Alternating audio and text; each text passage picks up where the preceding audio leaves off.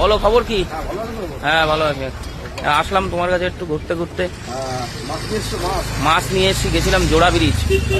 জোড়া ব্রিজ থেকে দেশি শিঙি মাছ নিয়ে আসলাম। আর বলো, সামনের লেগ এ তো একদম জবরদস্ত। সামনের লেগের মাংস এটা অন্যরকম হয়, এটা নিয়ে কোনো কথা হবে না। দেখুন বন্ধুরা, দেশি খাসি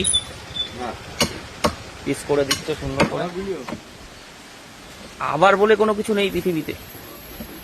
সারা জীবন আমি যতদিন বেঁচে থাকবো চলতে থাকবে, নারকেল ফেস চলতে থাকবে। আমি চলে যাওয়ার পরেও চলতে থাকবে। না চলে যাবো কেন? না বলছি ওই সোশ্যাল মিডিয়ায় রয়ে যাবো তো।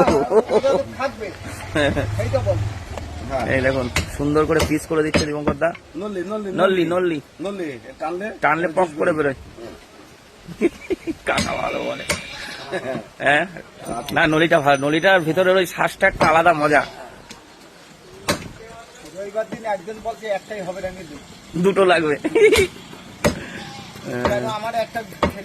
দেখুন মাংসের কোয়ালিটি খুবই সুন্দর দীপঙ্করদার কাছে, এ নিয়ে কোনো কথা হবে না।